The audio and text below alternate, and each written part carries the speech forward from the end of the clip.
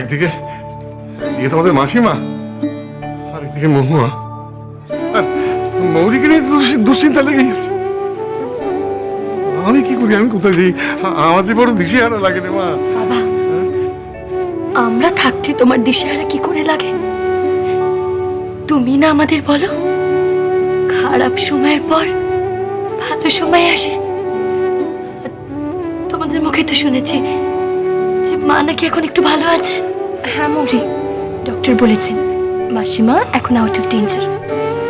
মেশমশাই, আমরা যাই, ভিজিটিং আজ তো শুরু হয়ে যাবে। আচ্ছা গিয়ে কি বলি বলো তো?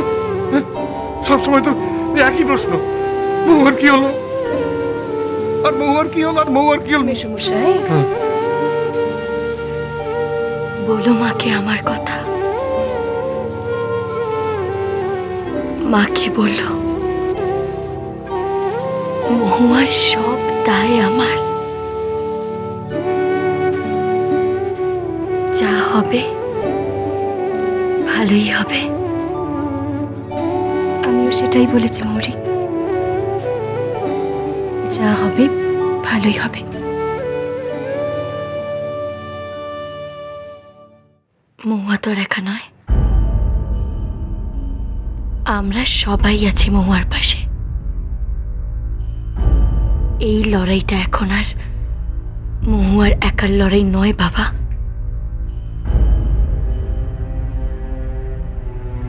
এটা আমারও লড়াই। আমি থাকতে কারোর সাহস হবে না মহুয়ার দিকে আঙুল তুলে কথা বলার, কারোর না।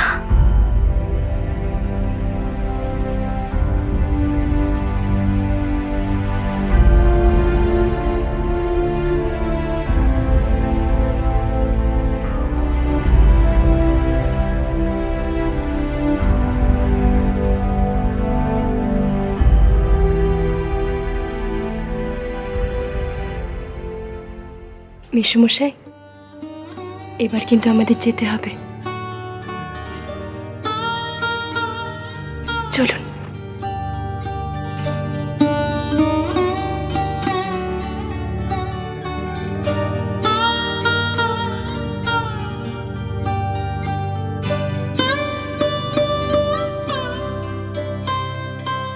এই,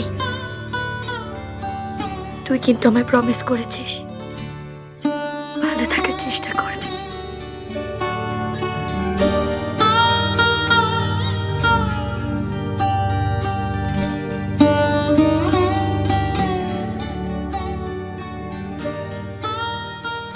দেখলে দেখলে কেমন সব গেস্টদের সামনে ব্যবহার করলো তোমার ছেলে।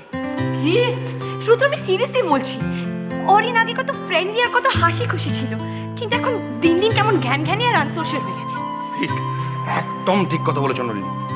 ওকে ডিসিপ্লিন করাটা ভীষণ রকম দরকার। ওকে দরকার হলে আমি মিলিটারি স্কুলে দেবো। রুদ্র, আই এম নট জোকিং। খুব তাড়াতাড়ি অরিনকে একটা ভালো ক্র্যাশে ভর্তি করা উচিত। নলিনী প্লিজ, ও একটা এতটুকুন বাচ্চা। রুদ্র, এই বয়সটাই ঠিক, বাচ্চাদের সোশ্যাল ডেভেলপমেন্টের জন্য এই বয়সটা, এই সময়টা খুব ক্রিটিক্যাল। তাছাড়া অরিন সবসময় কেমন আইসোলেটেড হয়ে থাকে। পিসি তোকে পিসিমণির পক্ষে একা একা অরিনকে সোশ্যালাইজ করা সম্ভব নয় রুদ্র, আর এটা আমাদের আশা করাটাও আনফেয়ার।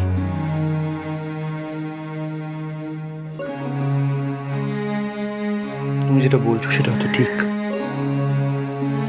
আমার দিকে দেখো, আমরা দুজন অরিনকে একটু সময় দিতে পারি না? না, অরিনের বাইরে জগতের সাথে সোশ্যালাইজ করা দরকার, শুধু ফ্যামিলি যথেষ্ট নয়। তাছাড়া আমাদের যা মানসিক অবস্থা, সেটা আমার অরিনের জন্য খুবই আনহেলদি। তুমি কি বলতে চাইছো? ওই নিখিলের ব্যাপারটা নিয়ে সবার ডিপ্রেসড হয়ে থাকা, মৌরির বোনের ব্যাপার নিয়ে সবার টেন্স হয়ে থাকা, এগুলো তো একটা কাজ করো না, তুমি তোমার মায়ের বাড়ি ঘন ঘন যাওয়াটা বন্ধ করে দাও। কি? এই সামান্য কিছু দিনের জন্য। কেননা তুমি ওখান থেকে যখনই ফেরো অ্যাজিটেটেড হয়ে থাকো, সেটা তোমার নিজের পক্ষে খারাপ, অরিনের পক্ষে খারাপ, আমাদের সব্বার পক্ষে খারাপ। আর মৌরির বোনের ব্যাপারে তোমার কিচ্ছু করণীয় নেই। যদি কারোর কিছু করণীয় থাকে, ওই ছেলেটা কি জানো নাম? অর্ক। ইয়েস, অর্কর করার আছে, তোমার মার প্রয়োজন হলে তোমার মার করার আছে, কিন্তু তোমার কিচ্ছু করণীয় নেই। So please don't get involve, please. Rudra, Rudra শোনো না।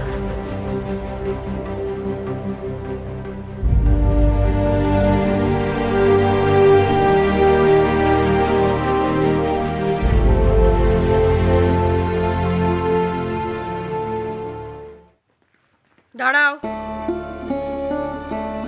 কোথায় গিয়েছিলে?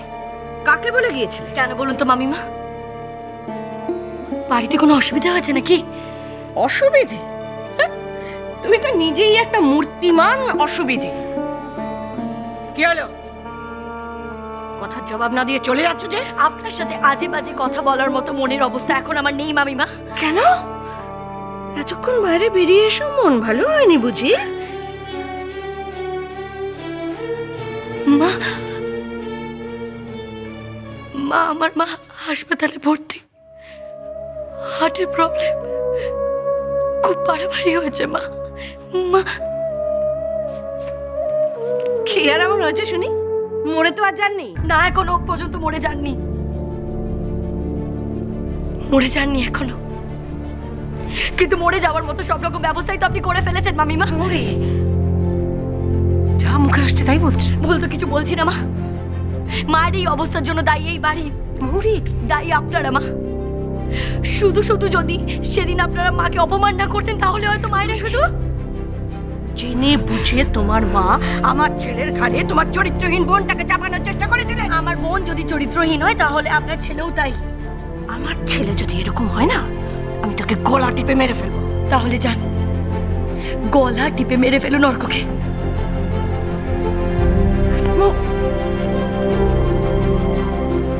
এত সাহস, এতখানি অপমান তোমার চোখের সামনে, আর তুমি চুপ করে রইলে, কোনো প্রতিবাদ করলে না? কথায় কথা বাড়ে অর্পিতা, কারণ অশান্তি আমার সহ্য হচ্ছে না। নীলিমা,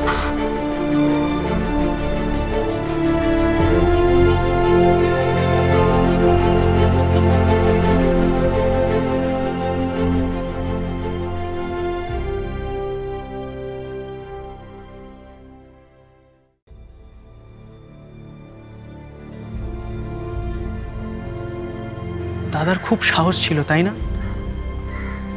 কারো মতামতের তোয়াক্কা না করে দাদা মৌরি বৌদিকে বিয়ে করে নিয়েছিল। তখন তো দাদা রোজগারও করতো না।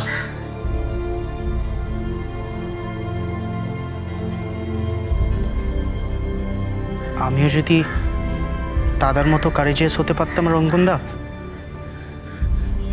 কি এরম একটা সিচুয়েশনে আমিও যদি একটা সাহসী সিদ্ধান্ত নিতে পারতাম।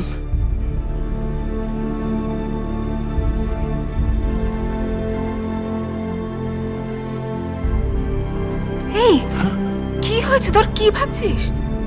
ভীতু কথাকার, ভয়ের চোটে একটা মেয়ের জীবন নষ্ট করে দেবে। ও মিথ্যে কথা বলছে। এখন আমি একদম শিওর ও মিথ্যে কথা বলছে। সেদিন জানিস তো দিদি, ওর মনের কথা আমি বুঝতে পারিনি। খুব ডিস্টার্ব ছিলাম দাদার শ্রাদ্ধের জন্য। এই তুই কি বলছিস? কাকে নিয়ে বলছিস? তোর কথার মাথা মুন্ডা আমি কিছুই বুঝতে পারছি না। অর্কর কথা, মহুয়ার কথা সত্যি, অর্কর কথা মিথ্যে দিদি। চুপ কর ভাই, চুপ কর। বাবা নেই, অপর্ণা আন্টি নেই, এখন আমাদের সব ঝামেলায় না জড়ানোই ভালো ভাই, প্লিজ। কিন্তু দিদি, গুঞ্জা ঠিকই বলেছে রঙ্গন।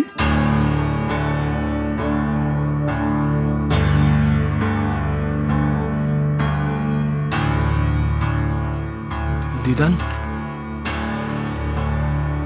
বড়রা যখন মাথার ওপর রয়েছেন তখন তাদেরকেই ভাবতে দাও না এই নিয়ে। অর্ক মহুয়ার প্রবলেমটা তো কোনো ছোটদের প্রবলেম নয়, তাই তোমাদের এই নিয়ে মাথা না ঘামালেও চলবে। ওকে রঙ্গন?